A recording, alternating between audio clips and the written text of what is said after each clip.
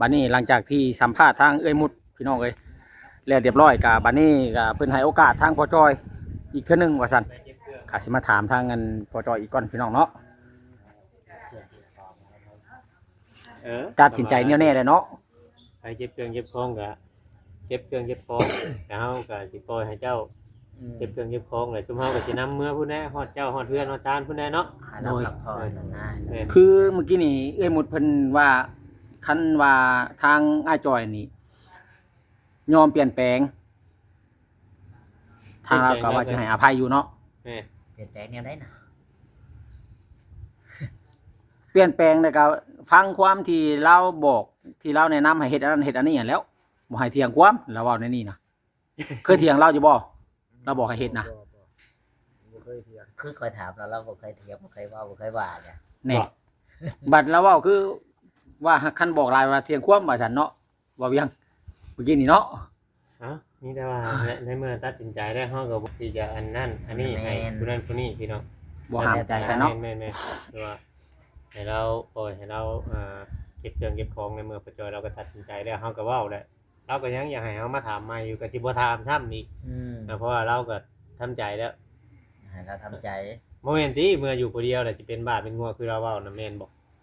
ป่วงติบ่ป่วงเนาะบ่ป่วงเนาะ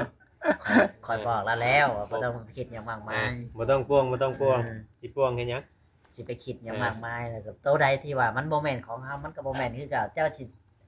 เอาคำว่าเพิ่นมันก็บ่อยู่จับมาเป็นคู่มันก็เป็นคู่กันอยู่หั่นเนาะแม่นอันนี้เพิ่นแสดงว่าเฮาบ่แม่นคู่แท้นะคือเราว่าเป็นคู่รองเรามาคืนนี้มีเราตีเราทุบเราอยู่นี่บ่ถึงเมียตีเมื่อคืนบ่ว่าติถึงไม่ตีเจ้าบ่ได้สู้กันบ่คือบ่สู้ได้จักบาทบ่กล้าสู้แล้วเนาะลูกผู้ชายต้องให้คันสู้ผู้หญิงมันก็แพ้คู่เทื่อแล้วเนาะบ่เวียงคอยเราเว้าคอยจริงเราให้เกียรติผู้หญิงเด้อาจอยคอยต้อนรับคอยบ่จักได้สิว่าจอยสิให้นำจอย2จอยให้ใช่กันคือมานั่งนํกันนั่งเฮียงกันแล้วก็กอดกันจอยคือกันเนาะแล้วก็ให้กำลังใจแล้วให้เราสู้เข้าไปให้เราพักผ่อนสู้ๆว่าเป็นหยังเนาะมันชีวิตนี่มันต้องมีทางเลือกแต่ก็ทางออกเสมอเดี๋ยวเจ้าหักสักโอ้กองตัดไปแล้วเต็มเดี๋ยวมือหนึ่งเจ้าหักสิอันพ่อคนที่จริงใจแต่พ่อคนที่ใช่ตอนนี้มันยังบ่แม่นก็ทำใจไปก่อนเจ้าอยู่มาตะกี้ก็ยังอยู่ไรเด้ผู้เดียวก็ยังอยู่ไรดีว่าไปจังนี้อย่าไปคิดว่ามึงจะฮอดหาเราหาเบียร์มากินนี่บ่ได้เอาได้แบบนั้นเจ้าบ่ได้กินบ่ตัวเจ้านี่บ่ได้กินเหล้าเบียร์บ่ได้กินเมื่อก็อยู่ปกติแต่สิกลับมาอยู่นุ่งสันเก่าบ่กินบ่ได้กินจอกนึงก็แม่นนอนเบิดมื้อเจ้านะแม่ไปบ่ได้รถอย่าไปคิดเด้ออกหักเด้สิไปอันกินเหล้ากินเบียร์ทมบ่ได้เด้สิป่วงเนาะแม่นเพราะว่าคือข่อยเว้าถ้ามาในเมื่อถ้าว่าเจ้าอยู่แต่เจ้าหรือว่านั่นก็ผู้หลักผู้ใหญ่เพิ่นยังเบิ่งอยู่ตอนนี้ที่ว่าที่ผ่านมาที่ข่อยเล่าให้ฟังนี่คือว่าเพิ่นสังเกตเบิ่งเมียเจ้าว่าเจ้าอยู่กันในสิรอดบ่เพิ่น FC นี่ยังว่าโอ้อย่าหายเด้บ่ชื่อหวยคือบ่ถูกจังซั่นจังซี่บัดนี้บัดทั่วถึกแท้ว่าเพิ่นถ้วยก็แต่ซุมข่อยเริ่มทายถามเจ้าพุ่นนะเพิ่นถ้วยมาน่ะบัดชื่อเลขนี่เป็นหยังคือผิดว่ามันเว้าเรื่องแบบนี้คืออันนั่นนี่แหละพี่น้องเอ้ยเฮาบอกอยู่คือทางบ่เวียงนี่บางเทื่อบางทีก็สิเว้าตรงเกินไป FC ก็เคยลาเว้าง่ายๆซะบ่ตรงไปหลายแล้ว FC ลาว่าเฮาแต่ได้เนาะนู่นนั่นนี่มันบ่นั่นนี่ดอกพี่น้องมีแต่ว่าเอาตาม FC เห็นแล้วก็เอาตามความเชื่อเนาะแบบความจริงโดยที่ว่าบ่แม่นเรื่องตกแต่งเนาะที่มันเป็นเรื่องที่ว่าความจริงเลยโดยตรงเลยแหละอันนี้นะมีแต่ว่าเป็นกำลังใจให้พ่อจ้อยบ่ต้องคิดหลายเด้อพ่อจ้อยเด้อสู้ทีมงานเว้านำเพิ่นต่อเด้อโดยบ่มีอะไรที่ ต่อได้ไหม ตัดไว้ จ้องเอาแต่ลาวบ่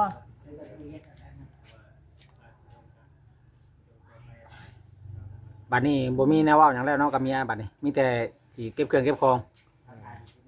กลับบ้าน แม่ เท่านั้นเดี๋ยวนี้ ถ้าว่าเมียแบบว่าเมียสิเอาอยู่หรือว่าให้อภัยหยังเจ้าก็สิอยู่บ่ว่าจังได๋ อยู่ไปก็ยานเพิ่นเฮ็ดแบบเก่าเพิ่นน่ะ เอาแต่ว่าถ้าว่าปรับความเข้าใจนี่เจ้านี่ย่านแบบเมียยังคือเก่า แม่ แต่ขอแยกทางกันดีกว่าเนาะ แม่ โดยแยกทางเมื่อเริ่มต้นชีวิตใหม่ หลังจากเริ่มต้นชีวิตก็แม่นว่าเพิ่นเป็นผู้อยากแยกเองเพิ่น เอา เพิ่นเป็นผู้ไล่ โดยเพิ่นนี่ไล่เจ้าเมื่อ แม่ เมื่อเจ้าตัดสินใจสิเมื่ออยู่พุ่นคนเดียว บางทีถ้าเคยมุดเพิ่นว่าปรับแบบว่าถามกันว่าแบบว่าตอนนี้ข่อยก็สิให้อภัยเจ้าสิเปลี่ยนสิแปลงบ่จังซั่นจังซี่หันนะคือว่าเจ้าก็บ่เอาแล้วเนาะ มันก็บ่จักแนวเปลี่ยนนะก็จะให้เปลี่ยนได้ เพราะว่าเฮาก็บ่ได้ฮู้ว่าเฮาผิดหยัง แม่คือว่าแต่ละสิ่งแต่ละอย่างก็เฮ็ดอิหยังก็ได้เป็นเราเฮ็ดเวียกแต่ละสิ่งอันที่เฮ็ดเบิด เราเฮ็ดทุกอย่าง แม่ มันคือมุดเพิ่นว่ามาว่าอยากให้อันทางพ่อจ้อยนี่เปลี่ยนเนาะ แม่น แต่ทางพ่อจ้อยเพิ่นว่าจักสิเปลี่ยนหยังวะ มันบ่จักแนวเปลี่ยน เออ ยังก็เฮ็ดแม้แต่คันหนึงข้าวหนึงน้ำให้อยู่ให้กินก็มีแต่เจ้าเนาะ แม่นับแต่ย่อพระเข้า ย่อพาข้าวมาให้เมียกินนี่ แม่น บ่แม่นข่อยว่าแต่ว่าเราให้เปลี่ยนอันว่าตัวที่ว่านึ่งข้าวก็สินึ่งเองสิไปจังเนาะ บ่ฮู้คือ มัน กั เป็น น ไปได้อยู่บ่ล่ะ ตัวนี้เราว่าพอมาจะขายเครื่องอะไรกับบ่ได้มีการแบบว่าปรึกษากันในเมื่อเครื่องขายบ่ออกแนวนั้นนี่คือทางพอจอยนี่แบบว่าหาแนวทางปรึกษากับเราว่าเฮ็ดจังไดในเมื่อว่าเฮาขายเครื่องบ่ออกแนวนี้เฮาสิไปต่อจังใดมันจึงสิกุ้มสิหุ่มทางหมดเพิ่นนั่นอยากให้เจ้าปรึกษากับเราในนี้เราเว้านะอยากให้เจ้าเปลี่ยนแปลงแบบว่าในเมื่อว่างานเฮาตัวนี้มันบ่เหมาะมันเฮาเฮ็ดบ่ผ่าน คือว่าเฮาบ่สามารถที่จะเรียกลูกค้าเฮากับเปลี่ยนงานใหม่จังซี่นะในเมื่อว่าเฮาขายตัวนี้บ่ได้เฮาก็คิดหาวิธีสิมาเลี้ยงเมียเราอะเราเว้านะให้เจ้านี่อันนี้นอนโกนกึกๆเราอะบ่ได้มีแบบว่าโอ้ลมกับลูกกับเมียเลยเราอะเราเว้านะแต่เราบ่เอา มันก็ปรึกษาบ่ได้บ่ให้เห็นหน้ามาฮอดปั๊บหมู่ก็ ใส่รถ อืม ให้ไปแต่ก็มาฮอดพุ่นให้ไปฮอดมาดว่านนี่ให้ไปเลยรถ มาฮอดแล้วก็ไล่หนี้แล้ว แม่ว่าเฮาสิท่านได้ปรึกษาหยังเนาะมาฮอดแล้วเพิ่นก็ให้ดันอย่างเดียว บ่พันติ แม่นบ่ได้พัง ถึ เฮ็ด ง พั ว่าง เว้า เพลง ไปหมู่ก็บ่พังนั่นน่ะ เออ เว้าไปมีแต่หมู่เว้าโคมไปเลยถือก็ให้เป็นพิษ คมป่าคมดงไปเลย นี่ บ่ได้ฟัง ก็เลยบ่มีเอ็นคำแบบว่าอธิบายแบบชี้แจงให้เข้าใจหยังๆเลย นี่ อืม ก็เลยตัดสินใจว่าคันอยู่ไปก็มันจะเป็นคือเก่าก็เลยว่า มีแต่ถากเก็บเครื่องเก็บของกลับบ้านเท่านั้นเจ้านะ นี่ ตัดสินใจเด็ดขาดแล้วพี่น้องเลย เด็ดขาดแล้ว แม่น ก็คือว่า ถ้าว่าอันนั้นนี่แม่นเก็บของแยกกันเนี่ยเมื่อเลยเนาะมื้อนี้เนาะ นี่ แต่ว่าเมื่อคืนนี่นอนบ่รับสำจักบ่ บ่ได้นอนช้ำหายไปคืน แล้วเมื่อคืนนี่จังว่านั่งอยู่นอกห้องพี่จักบ่ เสื่อมน้อยหนึงแล้วว่ะ ยุงกัด เขาในอยู่บ่เมื่อคืนนี่เขาในห้องอยู่บ่หรือว่านั่งอยู่นอกพี่ ให้เขา ทั้งหมดเพิ่นว่าถ้าว่าพอจอยเปลี่ยนแปลง หรือว่าหาวิธีที่ว่าจะสามารถเลี้ยงเราได้นี่เราพร้อมให้ดีพร้อมจะให้โอกาสแล้วพอจอยคิดว่าได้ไหนอันนี้ทางผมรู้สึกจากใจเลย มันก็เลยมันบ่จักแนวสิเปลี่ยน พอจอยนี่คือพอจอยนี่ก็บ่ฮู้ว่าจักสิเปลี่ยนแบบใดเนาะเฮาก็บ่ได้ผิดหยังแม่นบ่ นี่ อ่า แล้วก็ตอบมา ถ้าว่าเฮาผิดว่าเฮาไปเฮ็ดนั่นเฮ็ดนี่ยังว่าเนาะ เราว่าบ่ทันสิเปลี่ยนเราอะมาฮอดห้องดันอย่างเดียวเรา ใส่ก่อนบ่ ใส่ก่อนแล้วเรา ยั อะ งบ่ทันได้เปิดโอกาสให้เว้าซับ บ่เปลี่ยนบ่จักแนวเปลี่ยนแล้วยังก็คิดว่าบ่มีแนวสิเปลี่ยนนะบ่มีแนวผิด บ่ บ่ เฮาบ่ได้ผิดหยังเนาะ อ๋อ ถ้าที่จริงแล้วมันเป็นถ่ายเขาเป็นผู้เปลี่ยน เออ อืม ในน้ำทั้งแม่ครัวเนาะ เออ ผู้หนึ่งต้องนึ่งเขายามมื้อเช้ายามมื้อแลงเฮ็ดอยู่เฮ็ดกิน โอ้ อันนี้ก็บอก อันนี้มีแต่ให้ผัวเฮ็ด แม่มาแต่ขายเครื่อง มามืดก็แม่นแต่1มื้อ โอ้ โอ้คือคันคือเจ้าบ่หนึ่งนะแม่นเล่ากับบ่หนึ่ง บ่ อยู่ใช้ก็อยู่หั่น อยู่หั่น เออ กันว่าบ่มาเขาบ่มีเขามาก็ได้มาก่อน เออ มาแต่เวียกแต่งาน เอาแบบเข้าคันเข้าก็ยังบ่ได้มาอีก บ่ จักสิว่าให้เราเปลี่ยนอะไรเนาะ ข้อยว่าถ้าว่าในพื้นฐานในมุมมองตัวนี้ข้อยว่าพ่อจอยนี่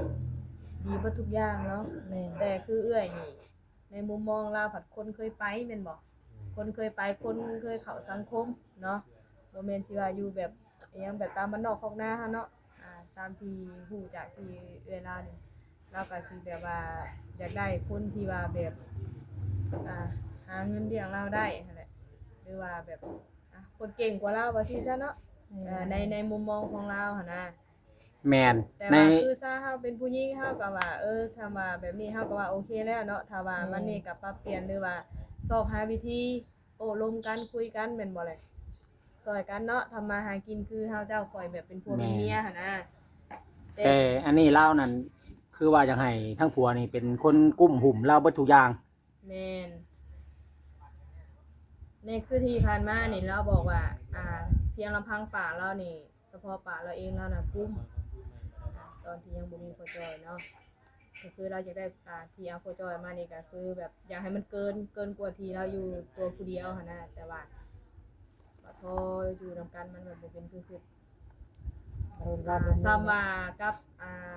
ลานี่เป็นเสาหลักให้โคจอยพยายามดึงโคจอยเป็นวิธีทางแต่ว่าโคจอยนี่ก็คือว่าเฮ็ดบ่ได้ดังใจเรา แม่นบ่ บ่จัก เศร้าเฉยแรงเฉยผัวจอยนะ ว่าเฮ็ดอิหยังก็เฮ็ดเบิด สงสัยนี่เฮ็ดแต่เวียกนี่เวียกบ่เฮ็ดบ่จักว่าหยอกผัวจอยให้มีอารมณ์ขันนั่นเด้อพี่น้อง ค่ะบ่เป็นหยังค่ะตั้งอกตั้งใจใหม่ก็สิ่งที่ว่ามันเกิดขึ้นเนาะสักมื้อเจ้าก็ต้องเฮ็ดให้เขาเห็นว่าเฮาบ่ได้เป็นผู้เขาเว้าเนาะเขาต้องเฮ็ดด้วยลำแข็งตัวเองเฮ็ดให้เขาเสียดายนะ เห็นให้เขากินฮอด บอกง่ายๆจ้ะ เฮ็ดให้เขาเสียดายโลด อืมเฮาก็ทำดีที่สุดแล้วเนาะมีแต่ว่ายังหาเปลี่ยนเฮาสิเปลี่ยนหยังมันยังพอจอมันก็เฮ็ดได้เบิดทุกอย่างหันนะ เพราะว่าเรายังดีอยู่ได้นี่เบิ่งแล้วก็เราว่าคันข่าวบ่ได้มาก็อยู่หั่นแล้วว่า แม่น มามื้อมาเว้น ถึงเมียอันนั้นนี่เราว่ามาเมื่อวานนี่สำนักมวยเราว่าทื่นเอาเรา โอ้ เราตีจ้ะบ่โอ้เราก็เคยตีจ้ะอยู่แม่นบ่ 4วันนี่แหละตีคืนนี่ ที่ผ่านมาบ่เคย บ่ แบบกระแตเอากันมากเคยหายเคยหยังกันอยู่บ่ บ่ได้บ่ได้หา เฮาอยากถามพ่อเจ้าเนาะแบบเจ้าก็บ่ได้ไปในน้ำเมียน้ำหยังบ่เดี๋ยวเราไปนี่ทางโมเมนต์หยังหั่นนะ บ่ แบบว่ายันว่าเมียแบบไปทางใหม่นอกลู่นอกทางอย่างซี่นะ แต่ถ้าอยู่กันมาก็บ่ได้แปะมาแปะในช่องมือนี่แหละ หรือว่าหากก็มาเป็นข่าหวังมาอยู่เซโนนี่บ่หรือว่าใด เป็นเงินช่องมือที่ออกไปขายเครื่อง ต้องมาเนาะแต่ว่าเฮาต้องเฮ็ดต้องลองมันต้องเฮ็ดต้องลองนะ แม่น แม่นบ่ความเฮาเว้าถูกบ่ถู แล้ว ก ก็ตั้งสติใหม่เนาะบ่ต้องคิดหยังมากมายอะ ต้อง นะ คิดหยังมากมายเนาะ แต่จะมาคิดไปเจ้าก็อยู่จมปักแต่เรื่องเก่าๆมันก็อยู่จุด อันนี้ เดิม ที่หรือว่าในความคิดหรือว่ามันผิดนำทีมงานเข้ามานี่บ่จุมเจ้าจังเลิกกันจังซั่นจังซี่เจ้ามีหยังความในใจเจ้าอยากเว้าก็เว้าออกมาโลด อืม จ้าน้อยสิว่าตะกี้อยู่กันดีๆอยู่ค่ะมีทีมงานเข้ามานู่นนั่นนี่เฮ็ดให้ครอบครัวแตกแยกเลิกกันคำว่านั่นก็เฮาก็ เจ้าก็อธิบาย นั่น เนาะ อธิบายให้เพิ่นฟังเนาะ แมน ก็ FC บางคนนี่เพิ่นบ่เข้าใจเด้ยูทูบเบอร์ไปหม่องใดมีการนั่นนี่คือว่าเฮาอัปเดตชีวิตเพิ่นนี่ที่ใดเงินนี่ก็ผู้รักผู้ใหญ่เพิ่นนี่เสียน้ำนี่ก็หลายล้านแต่มันบ่ออกดอกออกผลเนาะมันก็เลย จัด FC หลายทานเพิ่นบ่เข้าใจว่าเป็นนำพวก YouTube นี่เข้ามายู่แย่ในนั้นในนี่เฮ็ดให้ครอบครัวเพิ่นนี่แตกแยกกันคันว่ามีแนวอยากเว้าก็บ่เกี่ยวกันเนาะ เ มันครอบครัวอื่นได้ซะเนาะเขาถ่ายอยู่ตลอดก็ยังบ่ได้มีปัญหายังบ่ได้มีการเลิกกันแล้วก็บ่ได้มีการแตกแยก เพิ่นมาเพิ่นเขามาเยี่ยมมายามเห็น รถบ่ตันทางบ่ ให้พ่อจ้อยนะเอา เอาออกอยู่บ่จอยรถเจ้าน่ะเพิ่นสิไปเด้อบ่เด้จุมเจ้าสิไปหรือบ่ ไปนำบ่ บ่ได้ไปดอก เดี๋ยวมาส่งให้จ้อยเด้อเพิ่นเอาจ้อย แม่นในชุมข่อยสิยันเราเบิ่งครับลงรถละเมื่อยแน่ จะบ่สิขับรถละ บ่แล้วก็ขับรถเฮาก็เอามาเนาะมีแต่เราขับรถเราก็ให้มุดมานี่ก็เคลียร์กันนี่ก็ทำสินั่นก็ยาเนาะ ค่อยถ้าใจค่อยนะอยากให้เรานะเอาซุ่มปันกันและซุ่มกันนะ ชุมนั่นสิให้เป็นของพ่อจ้อยแต่พัดลมน่ะเป็นของไอ้มุด เราอยู่ห้องด้วยเนาะ ได้เข้าในปันกันคนละสอบแล้วค่อยสิอธิบายให้คำเราสิฟังกันนะคำเราบ่ฟังคำบ่ได้หยังก็คือว่าบ่เอาหยังเนาะพ่อจ้อยเนาะเอาลูกผู้ชายไปหาใหม่เนาะนี่ได้ว่าจำนี่ แม่นบอกบ่เวีย แม่น แม่ไพ่ได้มีความเห็นอะไร แล้วแต่ทางพอเวียงสิตัดสินใจ บ่ แทนทางอันถ้าว่ามันเป็นไปได้ก็ มันบ่เราตัดสินใจแล้วน่ะสิเป็นผู้คิดให้เดี๋ยวนี้ บ่คันว่ามันเป็นไปได้ก็อยากให้แบ่งกัน มีสิทธิ์ตัดสินใจ เนาะ เออ อยากให้แบ่งเท่ากันแล้วเนาะบ่เวียงคันเป็นไปได้เนาะ โดย เพราะว่าเข้าก็2เป้าก็เพราะว่าหามาก็ด้วยกัน2คนนี่ก็ต้องแบ่งกันให้มันได้สำคัญ แต่ว่านี่สมควรบ่สมควรให้เพิ่นแลกกันเนี่ย ตัวนี้มันก็ขึ้นกับจิตใจเพิ่นได้อันเบาดีเพราะว่าคันว่าสิเอาเมียบ่ให้ป้านี่มันก็เป็นไปบ่ได้คันจะเอาผัวไปเลิกก็เป็นไปบ่ได้ ทั้งข่อยเว้าก่อนคือว่าเราบางทีตัวนี้เรานึงเมาหรือว่านู่นนั่นนี่หรือว่าให้เราไปสงบสติอารมณ์เราก่อนแต่สมมุติว่า เราสิเราส่งเมา พ่อจ้อยนี่เราก็ไปพุ่นให้เราคิดใหม่ปรับปรุงใหม่ว่าควรสิไปโตหรือสิพอซำนี้ก็เราต้องคิดแล้วปรึกษากันใหม่เนาะพ่อจ้อยนั่นแหละ คือตอนนี้เรายังเมาเนาะตอนนี้เนาะ ว่ากันไป สิบ 10แล้ว เรายังเมาบ่ตอนนี้นะ จ บ่ บ เวี ค ย ลิ ง ปก่อนเด้อ บ่เรายังเมาบ่ตอนนี้ จบคลิป นะ แล้วถ้าก็ต้องกราบขอโทษขออภัยเพราะว่าย่านมันหลายคนหั่นนะย่านพ่อจ้อยเราอันนั้นแต่มีแต่ว่าถ้าเอ้ยมุดมาจังหน่อยแหละจังสิเคลียร์กันแต่นั้นสบายดีเด้อพ่อจ้อยเด้อ สบายดีสบายดี คันเพิ่นนี่คันว่าเพิ่นว่าเอาเจ้าไปแต่โตนี่ก็ถือว่าไปแต่โตบ่เอาหยังเลยปาโธก็ปั่นกันแล้วเนี่ยแนวหามาได้เนาะบ่าวจอยบ่ว่าที่สิบ่เอาหยังเฮาไปพุ่นก็เฮาสิเอาหยังกินคือว่าเข้าได้มา2เป้าก็แบ่งคนละเป้าล่ะลูกผู้ชายแฮงอะลีนี่คันว่าเมียบ่ให้หยังแล้วบ่เอาเลย แต่ว่ารถนี่เป็นของเจ้าเนาะรถเนาะเป็นของเจ้าแต่ใดมาเนาะ ที่รถนี่เป็นแบบนี้ หลังจากที่เงินขายดินกับเพื่อนเนาะ ที่แบ่งหินชวนเฮ็ดบุญ โดย แล้วก็มาแบ่งมอนชิ้นชวนหนึงแล้วแบ่งปันกันกับลูกแต่ละคน แล้วเจ้าได้ซื้อรถ แม่นแล้วคอยแล้วในน้ำผู้ค้านี่เราได้ 5,000แบ่งให้ลูกละผู้ละ4แล้วในเงิน 5,000ก็มาซื้อรถคันนี้แหละขี่ ไปหัดไปนี้เนาะดูสะดวกสบายตัวเอง ก็ชื่อรถลูกเขาอยู่คนละหมองก็ได้ว่าแล่นหาลูกหาเต้าเดินผู้นั้นผู้นี้บัดนี้อยากมีงาน โดย